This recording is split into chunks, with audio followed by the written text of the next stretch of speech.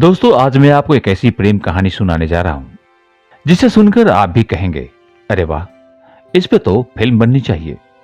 जी हां, आज सीमा देव और रमेश देव जी की प्रेम कहानी आपको बताता हूं।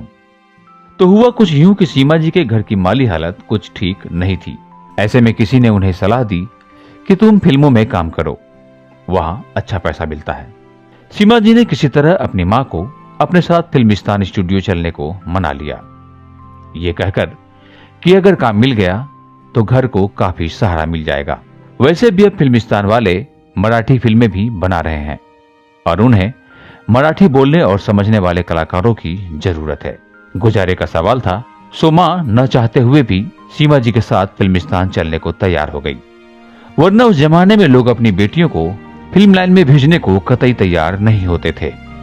फिर एक दिन सीमा जी अपनी मां के साथ लोकल ट्रेन के जरिए फिल्मिस्तान स्टूडियो के लिए जा रही थी। रास्ते में ट्रेन ग्रांड रोड स्टेशन पर रुकी। वहां एक लड़का इन्हीं की बोगी में सवार हुआ। सुबह सुबह का वक्त था, पूरी बोगी खाली पड़ी थी, लेकिन वो लड़का सीमा जी के सामने वाली सीट पर आकर बैठ गया।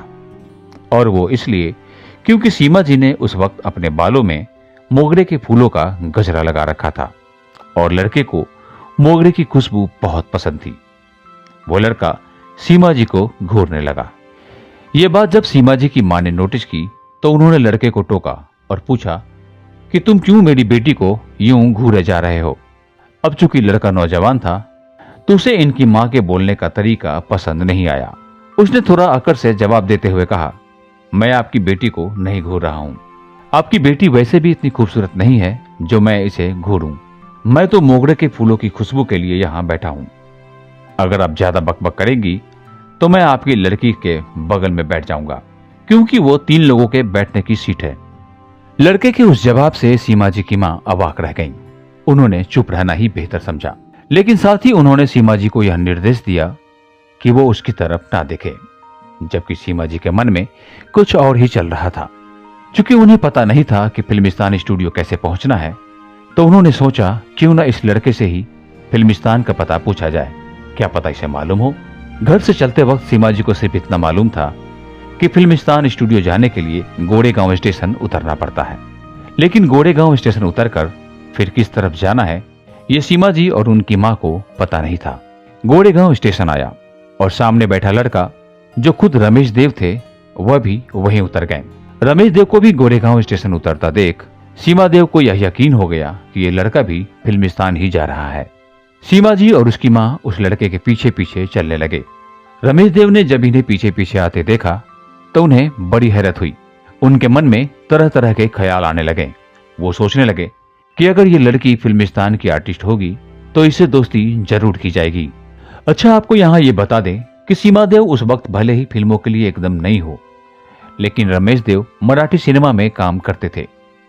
वो कई मराठी फिल्मों में हीरो और विलेन की भूमिका निभा चुके थे और फिल्मिस्तान की मराठी फिल्म में काम करने के लिए ही वो उस दिन वहां जा रहे थे। खैर, रमेश देव फिल्मिस्तान पहुंचे और उन्हें वहां एक बहुत बढ़िया डील मिल गई। कहा तो वो अब तक एक मराठी फिल्म के 1200 रुपए ही लिया करते थे और कहा फिल्मिस्तान की उस फिल्म के लिए उन्हें 700 रुपए महीना मिलना तय हुआ, जिसमें रहना और खाना भी मुफ्त था।